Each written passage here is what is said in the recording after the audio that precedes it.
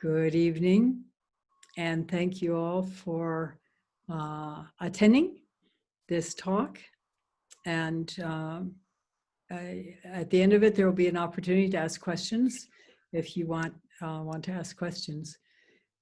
This is our second talk and question and answer at Turtleback Zendo by way of Zoom. And of course, Zoom is an amazing thing these days. I want to start by saying something that's quite obvious to all of you, I'm sure, and that is that these are quite unstable times. There's a lot going on. There's a lot of uncertainty. There's a lot of anxiety. It's bringing a lot of stuff out of the woodwork for people, and it's quite a challenging time, which of course makes it an excellent time to do Zen practice. I was thinking earlier this evening, koan work is all about not knowing, about uncertainty.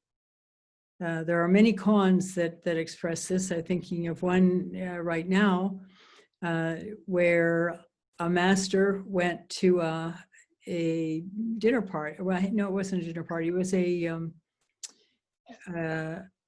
funeral. It was a viewing at the home of a parishioner. Usually the viewing is with a closed casket, except in Japan, the caskets have little windows in one end where the head is, just like they do in Mexico, actually. And so you can actually see the deceased through the window of the coffin. So he took along an attendant, which is traditional, and they went to the viewing, and I'm sure they did a sutra for the deceased and interacted with the family. And the monk knocked on the coffin and said, "Is he alive or is he dead?" And the master said, "I won't say. I won't say." This was a troubling question for that monk. What happens to us when we die? Are we still alive in some way and just not responding? Or what on earth happens? And this is a question for everybody in the world, pretty much, because many of the mainstream religions have got a pat answer for this. Well, you go to heaven or you go to hell. But in Buddhism, we don't speak of that as an aftermath of dying. Heaven and hell are here right now with us. It depends on our mind state.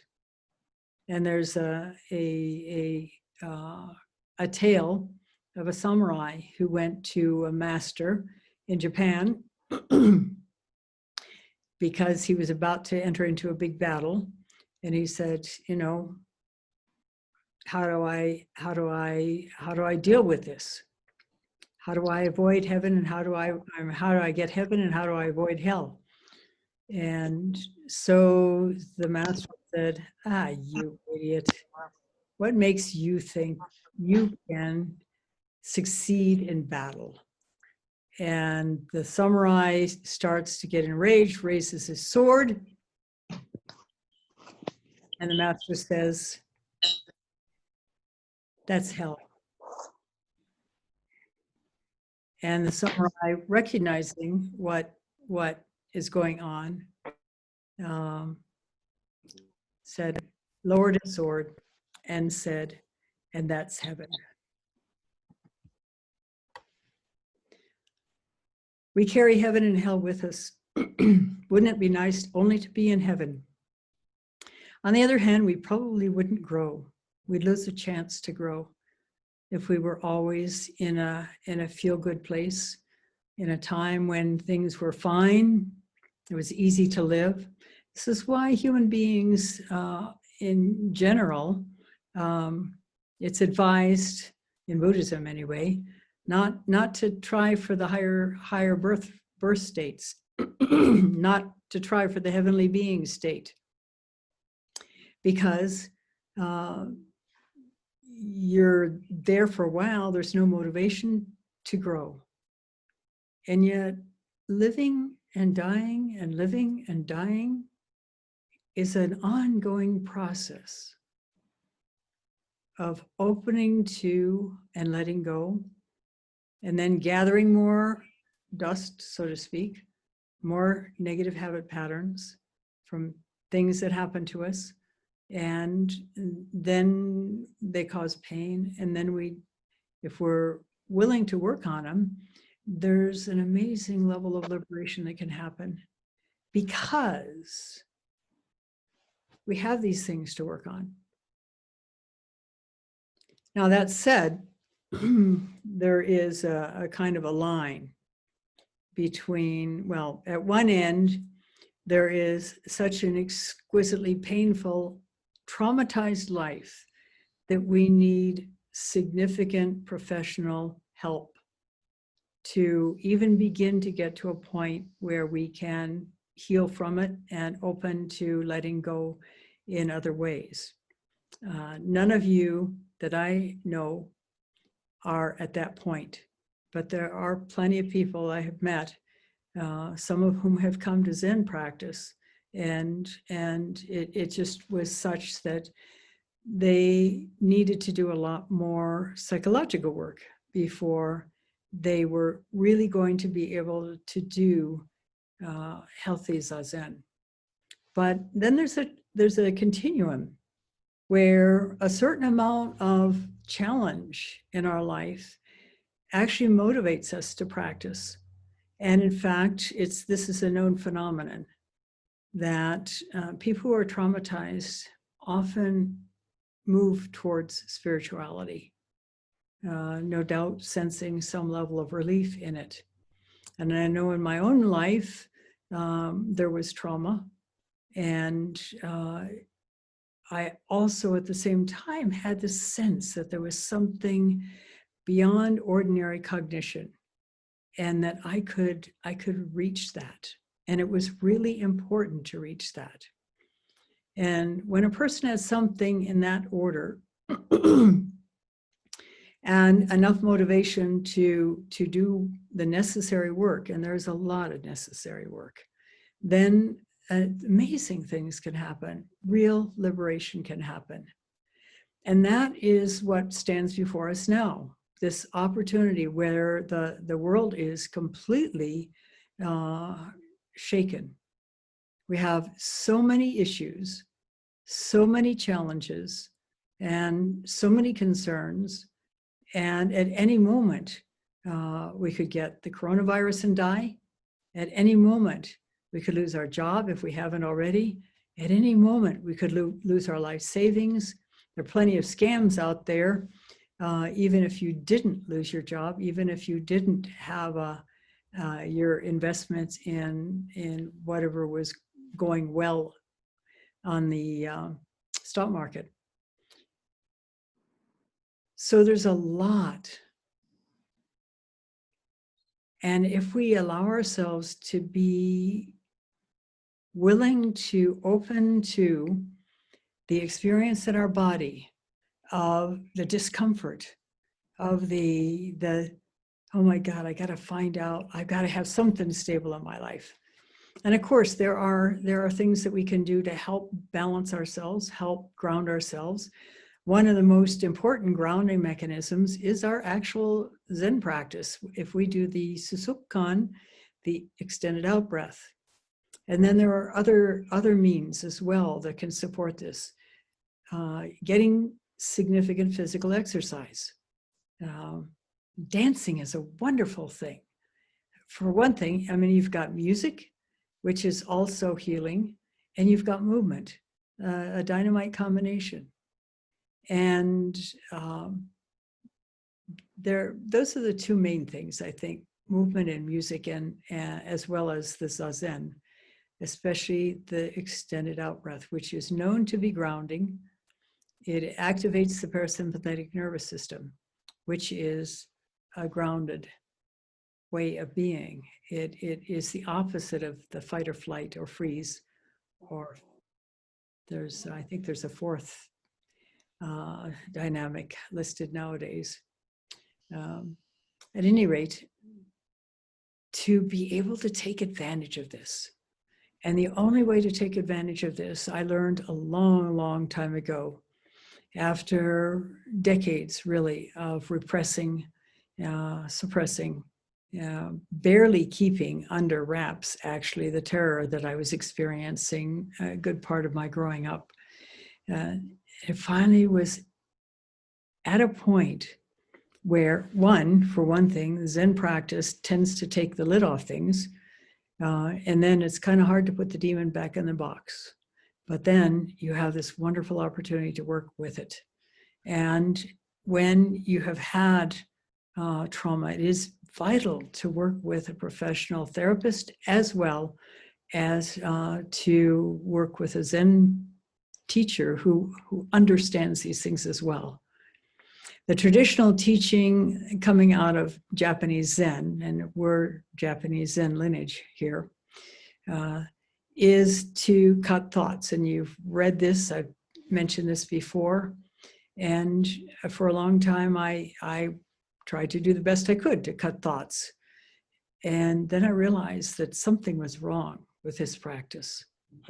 And it comes out of the Japanese culture of prevailing regardless. In the Japanese culture, there's an expression, "Gammatte kudasai," which means hang in there.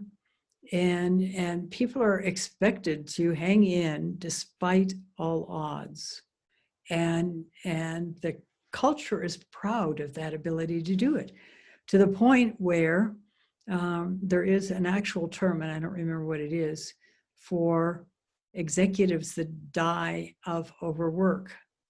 Mitra-roshi spoke of a man who was the head of a company, and he would have his driver drive him to the temple for zazen in the morning. This is a man who apparently did not sleep. He was up exceedingly late at night with meetings and work and so on. And as some of you probably do know, that the Japanese tend to be rather expecting of long hours of work in the office and after the office with regard to office business. And then he would go back to work. This man, he would sleep in the car driving from Kobe. Actually, I'm not sure it may have been when he was going to Shofukushi, which is in Kobe. At any rate, he would sleep in the car when the driver was driving. And that sounds like it was about all the sleep he got. And he died in his early 50s. And that was classic. It's happened many, many times to many, many executives, because exactly the fact that their bodies are stressed out 24/7, and they force themselves to go beyond until they finally drop dead. So cutting our thoughts it's either a misunderstanding of the Japanese term, and unfortunately I don't know the Japanese term, although if it is translated as cut, what it really refers to is cut your attachment to your thoughts. Thoughts come and go. Thoughts are a natural function of the mind. Our prefrontal cortex, particularly the left side of the brain, is quite excellent at thinking, at understanding patterns, which means also that it can understand language. And we depend on it for a lot of things. It's not a bad thing. But when we, in our cultures, put it at the top of the list of importance, overriding any sense of intuition or openness to feeling, and by feeling I mean sensation, I don't mean emotions. I mean, the emotions come regardless, but openness to sensation, openness to, yes, some definitely feelings as well, gratitude, love, and all the rest. We downplay that. In fact, particularly in our society, boys are taught not to feel, but to excel through their minds. And our whole schooling reinforces that. And yet, as human beings, we're not just prefrontal cortexes. We have bodies. Bodies feel, and bodies are alive, and bodies need to be alive and to be able to feel and to value feeling, to value this, the first scent of spring on the air, to value the sound of the thunderstorm in the summer night, to value the walk in the woods, to value the sight of the eyes of your pet looking up at you with unconditional love, to value what it feels like to hold your children, your babies, or even to look at babies. Human beings are programmed to be drawn to babies and to be drawn to nurturing babies. It's kind of a human thing, and thank goodness, because it makes it possible for babies to be nurtured and grow into beautiful human beings. Although, of course, this doesn't happen all the time. And often it doesn't happen because the parent or parents or caregivers, there's something going on there that prevents it from happening. Who are we? Who are we? What is going to happen when we die? Where do we come from? We entered this world. We know technologically how we got here. There was a sperm and an egg that got together, and the egg was fertilized, and it grew into a child, and the child was born either naturally or through C-section, and through various different experiences. Already it got conditioned. I think of these tiny infants in the NICU. I was at the Penasco Clinic this morning getting my allergy shots, and the nurse was telling me that all 5 of her grandchildren spent time in the NICU after they were born, and one of them was born at 28 weeks and weighed 1 pound and 3 ounces. Now, she says, he's 4 years old and he thinks he's 6'5" and incredibly strong. And he was fortunate to have survived. These things kind of alter our trajectory. And all along the way, we get input about ourselves. We behave in certain ways that are either acceptable or not acceptable. And sometimes they're acceptable to one person and not acceptable to another person. And we begin to learn how to navigate around that. But we also tend to speak inwardly to ourselves about this. We judge ourselves. We take on the voice of people who complain about us or condemn us for some form of behavior. And that grows into a self-image. And it besides defining who we think we are, it's not who we really are, it's who we think we are, who we assume we are. It also causes us to go through life reacting in different ways based on that assumed identity. And in Zen practice, we have a chance to begin to see through that conditioning and recognizing it for what it is, which is conditioning, and to move in a more open and more accepting and more free way of living. It takes a lot of practice to do this. It takes a lot of commitment, a lot of intention, And the trajectory is, as Mitra-roshi used to say to me, 2 steps forward, 1 step back. And he, at one point, when I was particularly discouraged in my practice in Doksan, he said to me, he told me about, was it Robert, somebody or other, Scottish leader, military leader, who had just lost a battle, and his troops had been beaten back. In fact, he had taken refuge in a cave. And as he's in his cave, he's watching a spider trying to build a web.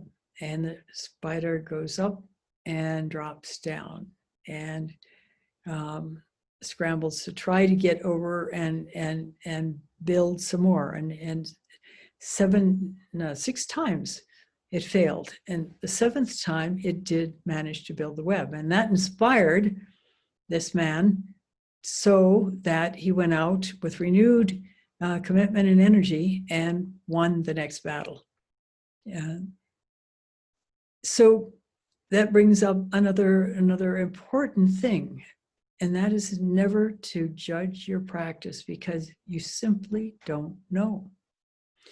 You could be so close to having an opening and yet think you're far away. So don't bother. You'll save yourself a lot of grief, for one thing. And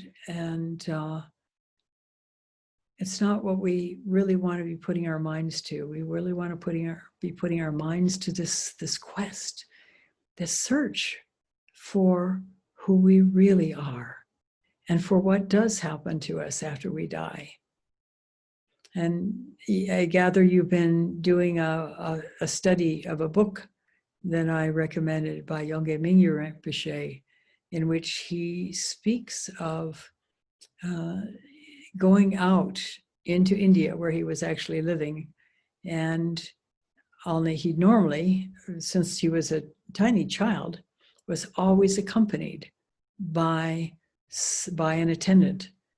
He was recognized as a tulku, a reincarnation of an advanced practitioner, actually a teacher, when he was quite young. And so he was protected and supported and taken care of right from the get-go. And so he was never without an attendant. And at this point, as you already know if you read the book, he was already the abbot, an internationally known abbot of many, many monasteries, and an internationally known meditation teacher in the Dzogchen tradition, which is quite similar to Zen.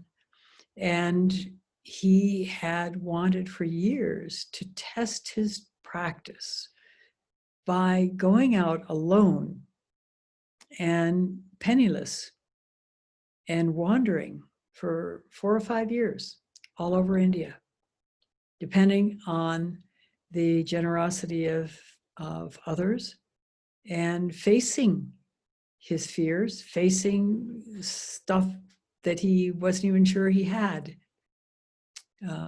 He did know, because as a child, he had panic attacks that he had over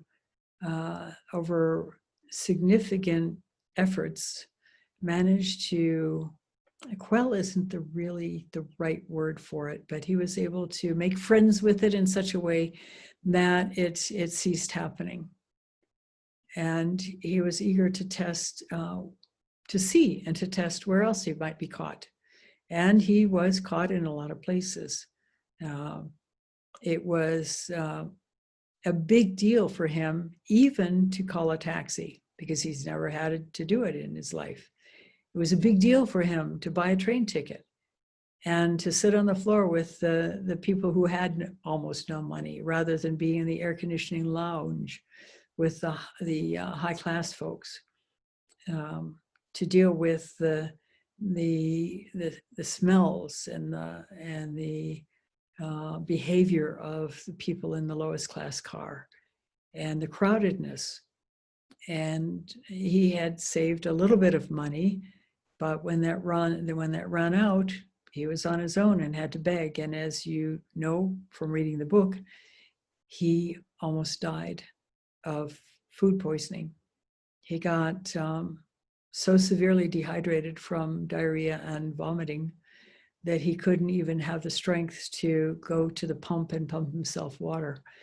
And he finally said to himself, well, if I'm meant to die, I'm meant to die. And the book goes into, to a certain degree, what he went through in his mind state in the process of watching his body dying. And he ended up having a near-death experience, which there's a recent video of his. He's being interviewed by Helen Torkoff, who's a longtime Buddhist practitioner. And she asked him how it is now after having had that experience compared to how it was before. And clearly he has let go considerably more. And this is our potential too. When we say letting go, what does that mean?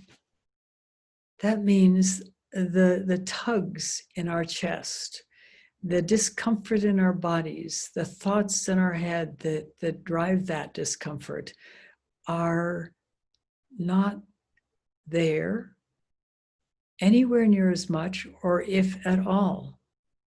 And that if and when they do come up, in a flash, we are able to work with them to dissolve them. And this is a healthy dissolution. This is not a repression. And in that way, we can face all manner of negative experiences without being harmed. We may be murdered, but the experience will not be the same as if we were murdered without having let go. And, you know, I quote here my most favorite story, and actually the story that got me into Zen. And that is about Shido Munan being accused of fathering the baby in 16th century Japan, where it was an enormous disaster for the village, for the temple, the little temple that he was the head of, and for himself, except he didn't experience it as a disaster. Sure, he had a tough time somehow managing to eat because the whole village scorned him, but he had no ill feelings, no rancor, no negativity, no anger. And instead, his mind was filled with compassion for the situation, for the family. He knew he wasn't the father, but nobody else believed that. And yet he simply was profoundly compassionate with the family and was able to respond to the circumstance clearly and totally let go. It was so impressive that the village remembered it and passed the story down to the point where we can say it now, we can tell it now. And I can tell you that experience of receiving extreme negativity without being bowled over by it, without tensing up, without defending, but simply opening to the bigger picture and having that compassion for the situation is something that you can experience.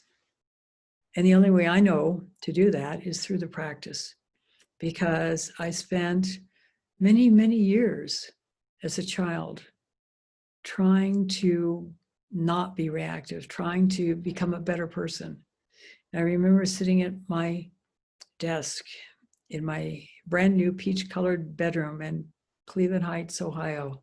We had just moved there, and just in despair because I had tried since I was 5 or 6 to let go negative habit patterns. And I could see I was not even 1 inch successful. Of course, perhaps if I'd had a therapist, it might have made a difference. But there was something else going on for me too. And that was a tremendous amount of trauma and extreme shyness. I was terrified of meeting people, particularly strangers, and in fact would cross the street to avoid even passing somebody on the sidewalk, because I wasn't sure I wouldn't get condemned for doing or saying the wrong thing. That was what my conditioning led me to assume, and yet I know personally what Shira Bunan felt. And I know as sure as I felt it, that you can too. I also know that in order to do so, there's a lot of work to do for most of us. Some of you have done a tremendous amount of work already. I know that. And all of us are continuing works in progress. And I include myself in that one. It's absolutely wonderful to be able to do this work, even as tough, as painful as it can be.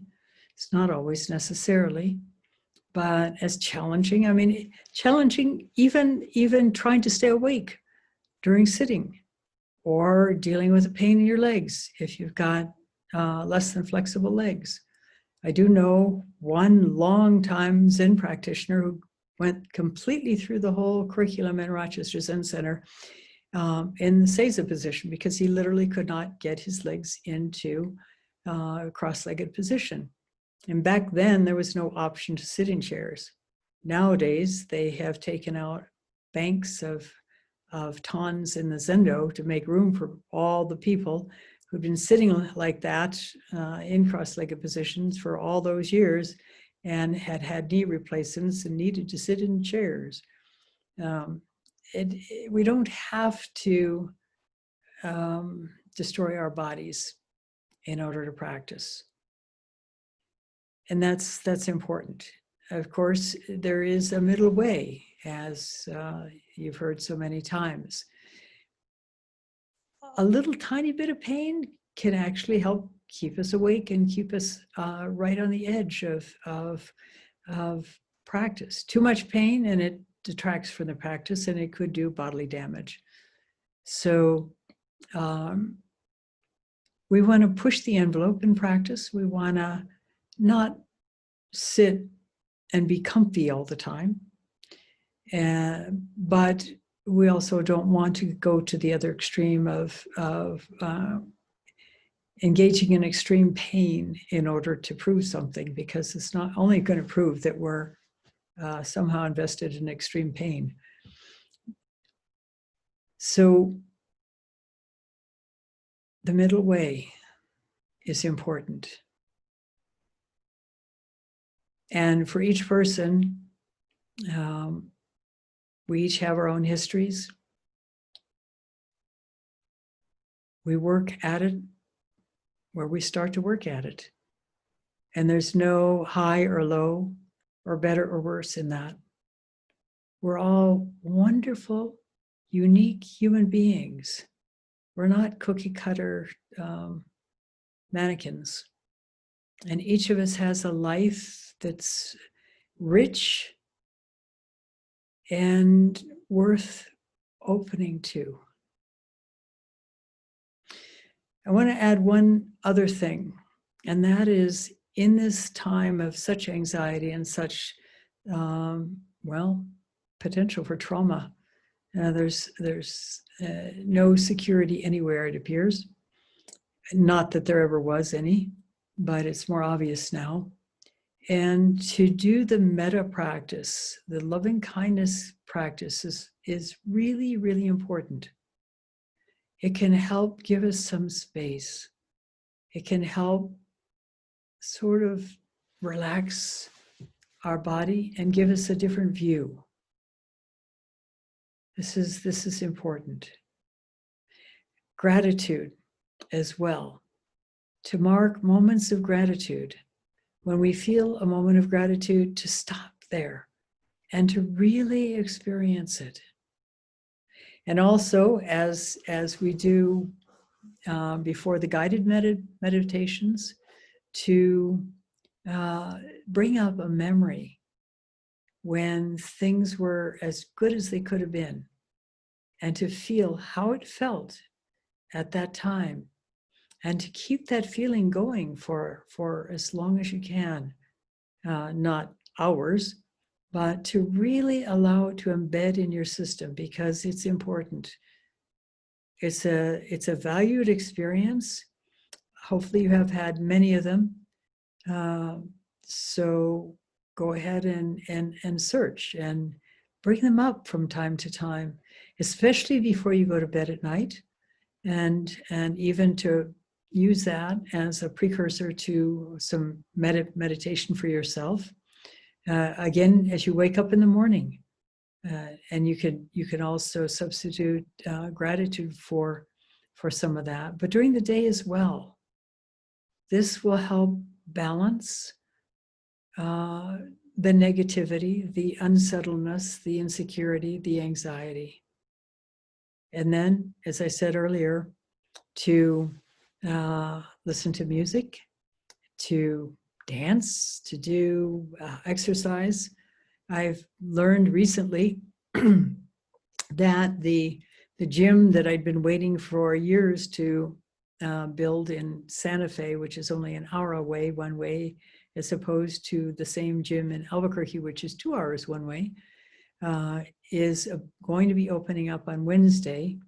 And as part of that, people who have joined before it opened get 3 sessions with a personal trainer, as well as a workup as to their physical condition.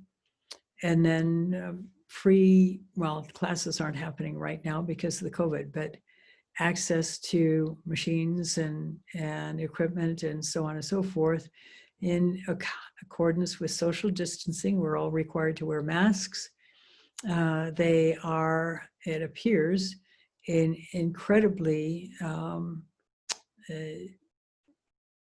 well, perfectionists about keeping the place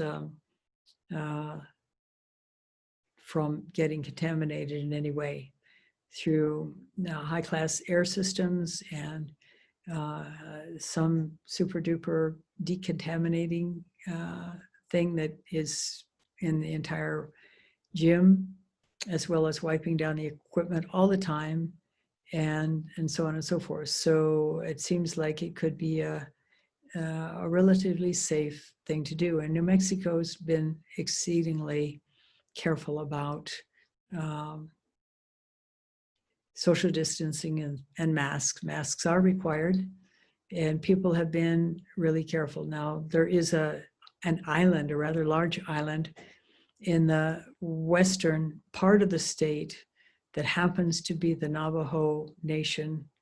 And unfortunately, well, part of it is that they're so vulnerable because there's a high incidence of diabetes and ill health and a serious lack of medical facilities there.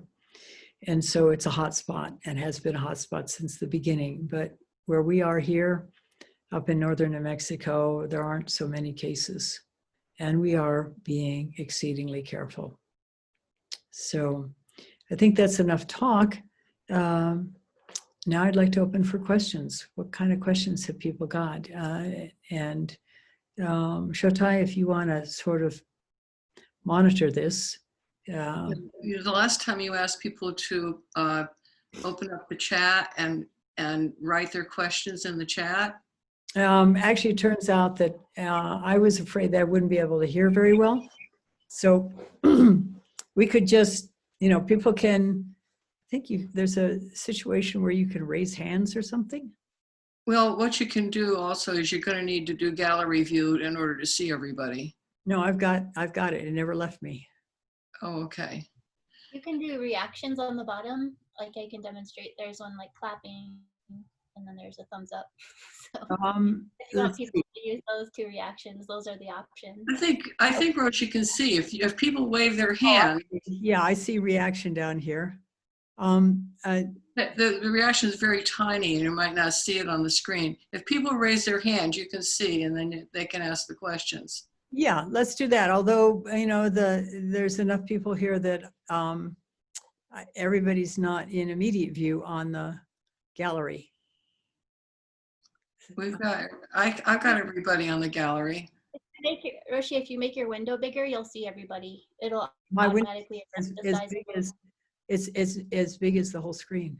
Oh, and you're in gallery view, not speaker view? I'm in speaker view because I'm the speaker. Yeah, so you want to put in gallery The view. gallery's on the top. But that's okay. We could just go ahead and if I don't see you, Shotai, can you see everybody? I could tell you who's raised their hands. Okay. So Dad, you want to make yourself visible to us because we don't know when you want to, if you have a question. Deborah? I'll raise my hand, don't worry. But we can't see you. Yeah, You're it's visible. okay. I'm here, don't worry. Okay, then if you, I can't see you raise your hand though, if you had a question. well, does anybody have a question? Okay, yes, Connie has a question. Okay, Connie, what's your question? We can't hear you, Connie. You have to unmute yourself. There you go.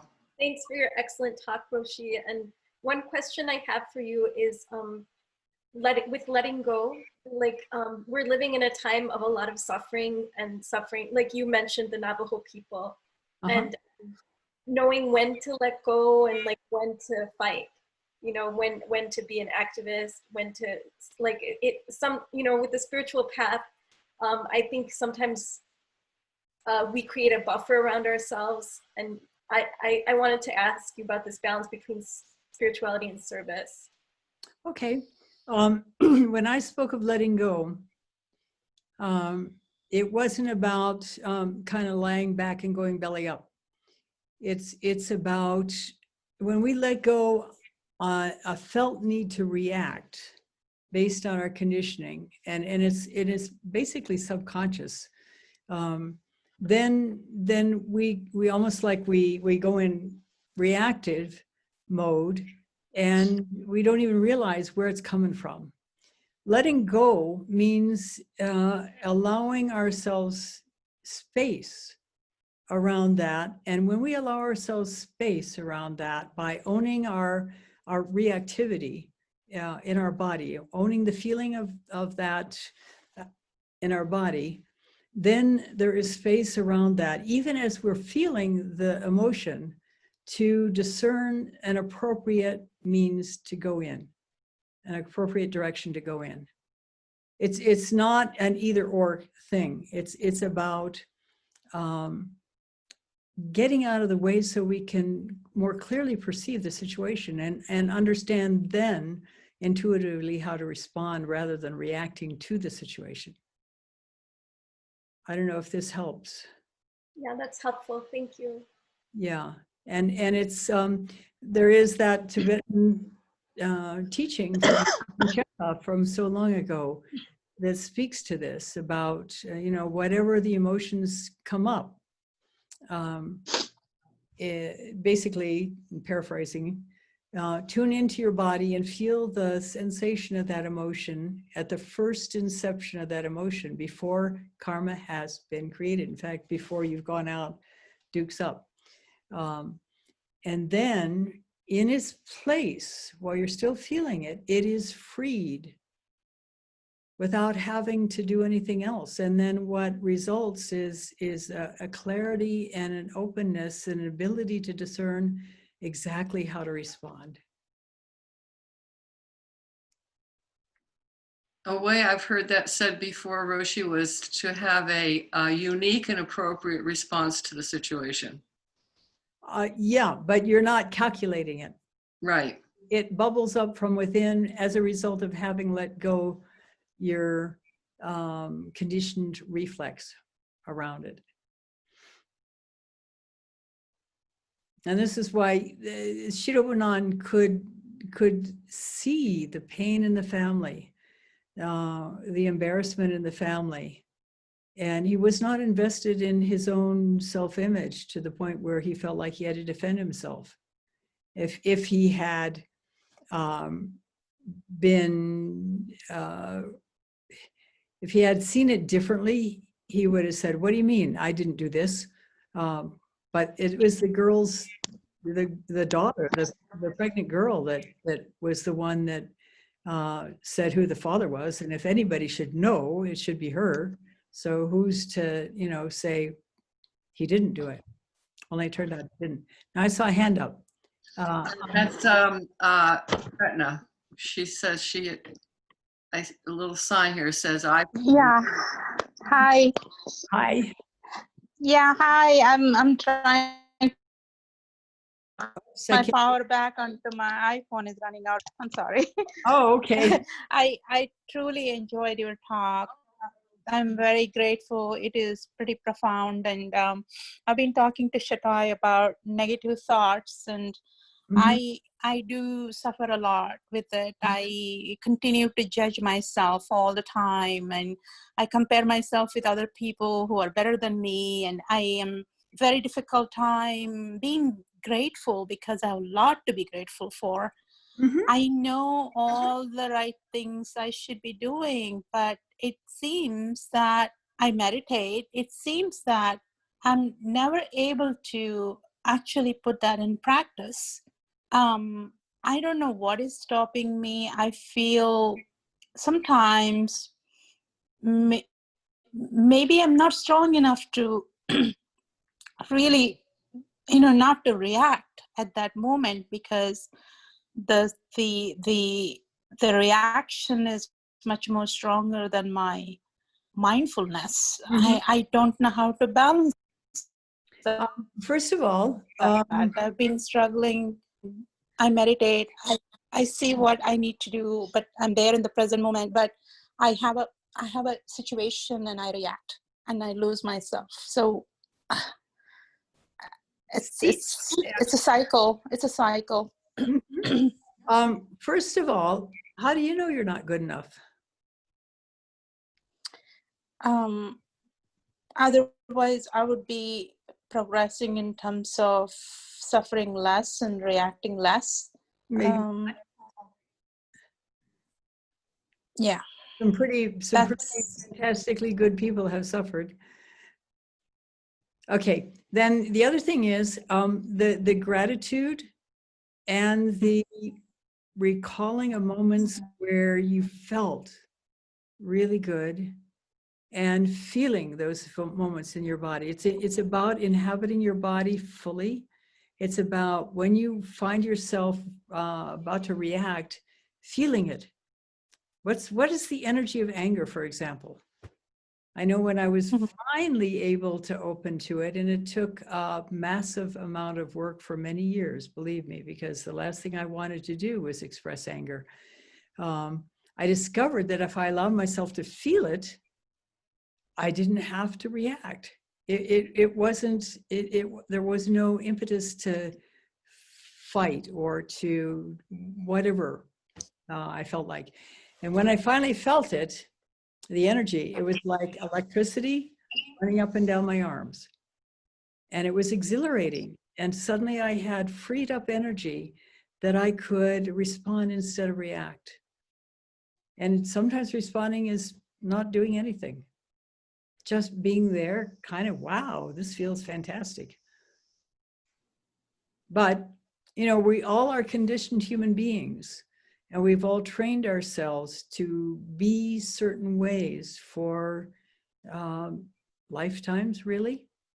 And even if you don't believe in lifetimes, it's been going on since we were born. And how we grew up, what people said to us, and there's so much comparison going on in the world. Our whole schooling is based on comparison. You're getting a better grade or a worse grade than somebody else. And so you conclude that you're not as good as, or you're dumb or you're really smart, and then our whole advertising is about whether you're beautiful enough. One of the things that's been fascinating for me recently is as I go around, I don't see a single ugly person. And everybody seems to be beautiful, no matter what they look like. There is not any sense of ugliness in any human beings that I have seen. There's actually a saying that sort of speaks to this in Zen. It is even garbage glitters as gold. And when we have reached deep enough levels and let go enough, we begin to see things like that, where in the past we would have had some negative thought about it, or particularly about ourselves. I mean, in my earlier years, I did not like to look at myself in the mirror. I mean, not that I like to look myself in the mirror now, but there is not that negative reaction anymore. So it's a work in progress. It's definitely a work in progress, but if I can do it, you can do it. I know. Thank you. Okay. Thank you. I really, really enjoyed your talk. Thank you so much. You're welcome. You're welcome. It's what my life is about, really, is to be here for people. Are there other questions? Anita? Anita and Saroja, we'll do, Anita got her hand up first, then Saroja. Would you unmute yourself, Anita? Okay. Yeah, I had to find the unmute button.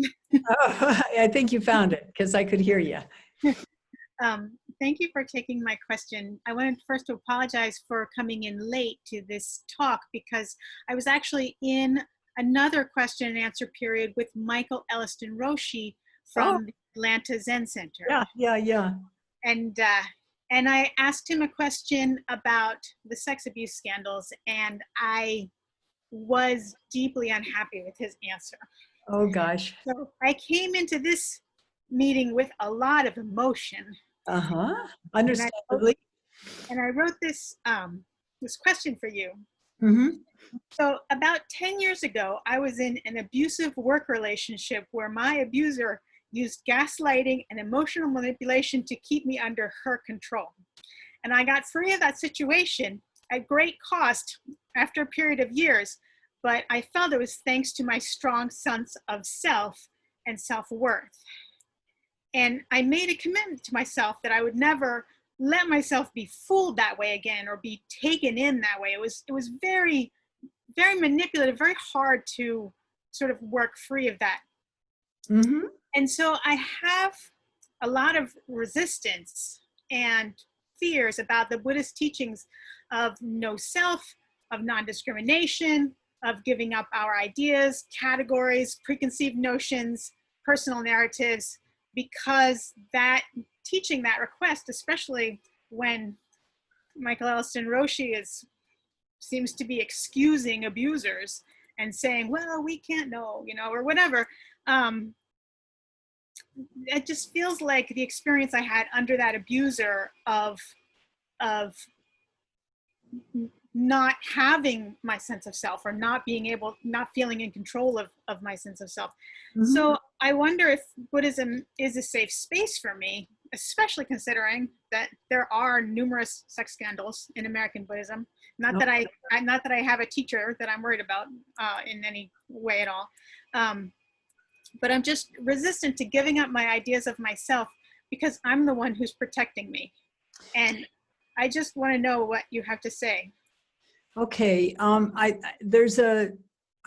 this is often across the board, a misunderstanding of what letting go your self-identity is. It's finding out who you really are. And for example, being in an abusive situation, there's some conditioning that led to that. And I understand this very well because I have been in abusive situations. And it finally, I was able to break out of this one particular one, but it took a lot. I mean, I was abused for several years in a marriage, and I just shut down because my felt need was to be cared about, loved by somebody.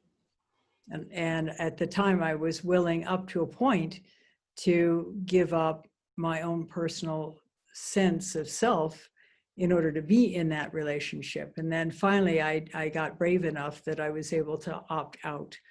And it was the Zen practice that led me to be able to do that. It is a challenging thing to navigate Zen practice, particularly since, unfortunately, there are many teachers out there who have not, let's say, done their homework. There is something that you've heard of Hakuin, right? Okay, so Zen Master Hakuin had an amazing student who, I think he was ordained at age 8, and was profoundly dedicated to becoming free and to helping other people become free. And when he was 26 years old, he was dying. There's some possibility that it was TB. The doctors gave up on him. TB is pretty rampant in Japan. It's a very damp and, in the winter, extremely cold and damp place, ripe for TB. But at any rate, he decided that if he was going to die, he was going to die. And while he was still alive, he would do what he could to rest and potentially become less ill. And also at the same time, he would write down all of his understanding about Buddhism and Buddhist practice. And he did this. And one of the things that stands out about this writing, which is something that kind of got forgotten a lot in Zen practice in America, and that is something he called the long maturation. We do Zen practice, but it's not just to come to enlightenment. Enlightenment is it's like turning a little bit of a light bulb on, so now we can see the path. And then it's up to us, because now we can see where we need to work to do that work. And that's the hard part for people, because if they still have enough big fat ego left, and here, this is dangerous words, because it's important to have an ego psychologically, not to be nobody in the psychological sense, but to be free of having to be reactive. And that does not mean that we don't do what's appropriate in a situation. It means that we are brave enough to be able to do what's appropriate in that situation. If we're free of this tenacity of the self-image. But unfortunately, as I said, there are way too many Zen folks in America who have not reached that point, or hadn't heard of the long maturation, which is, as we see our stuff, to work with it. And sometimes it can really help to do it with a therapist. I've had many, many years of therapy at different times in my life when it really made a difference. It's not about, as I said, being Mr. Milquetoast or a carpet under people's feet. It's about being so clear and so let go of negative conditioning that that nothing stands in our way in order to be able to respond to situations. So the main point is to find a teacher who believes in that and can help guide you in that direction. That's the main thing, Because no, I mean, the experience of being abused is not healthy, and it's not fun. So I don't know, does this clarify things at least a little bit? Well, I think you're the first person that I've heard talk about this who's like, fight back, you know, instead of like, we can't know, we can't judge, you have to excuse them because of their culture, you know, stuff like that. You're the first person who has said, it's wrong, they shouldn't do it, we need to stop it. And that is certainly, it's very affirming.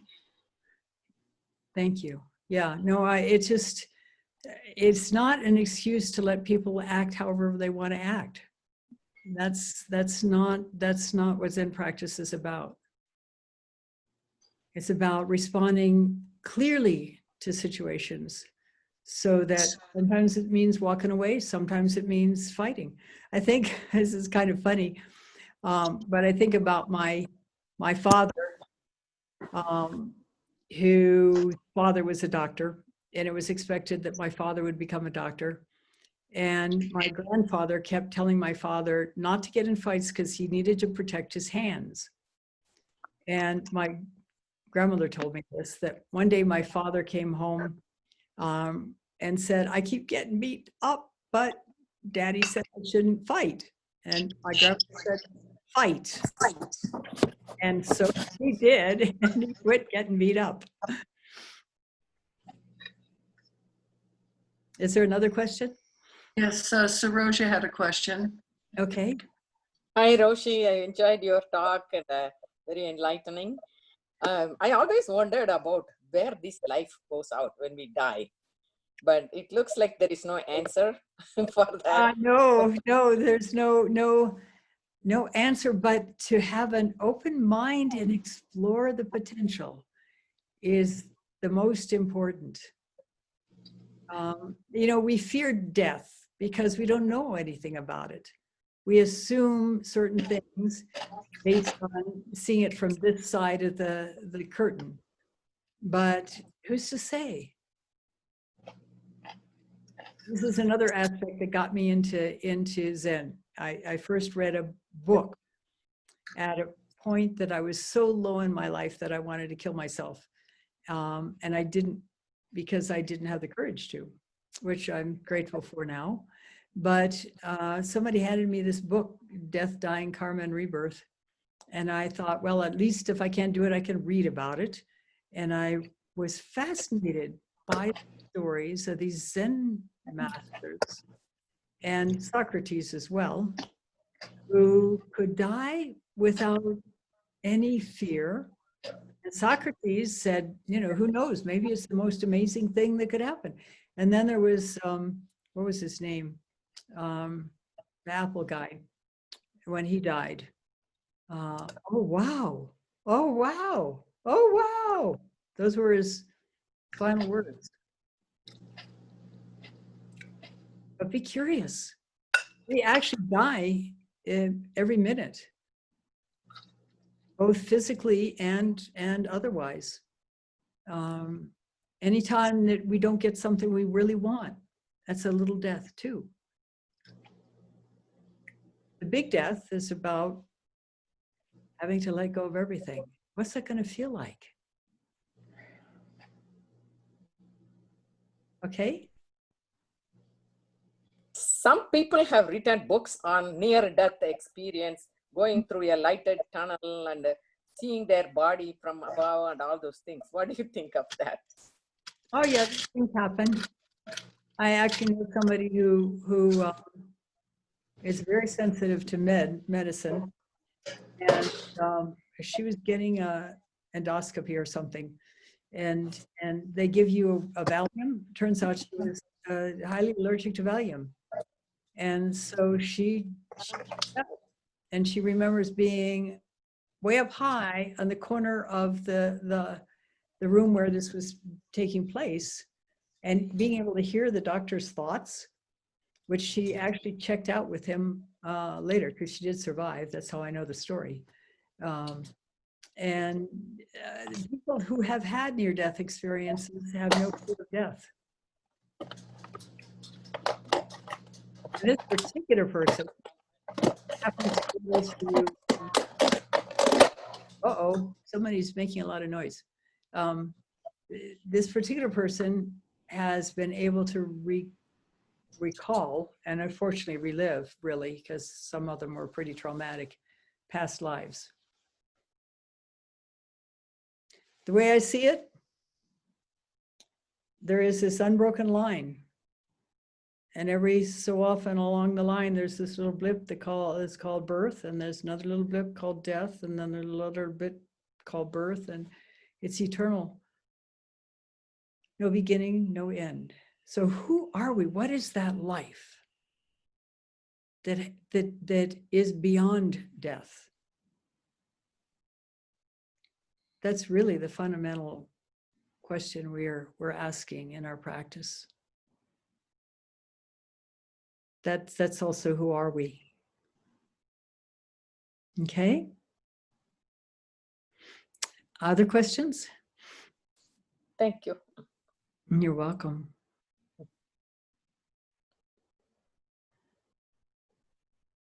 Anybody else have a question? Or anybody have a second question?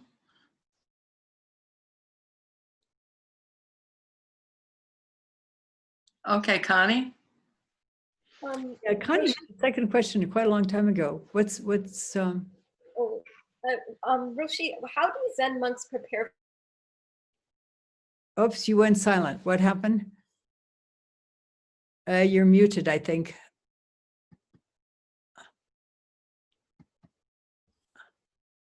We can't hear you, Connie.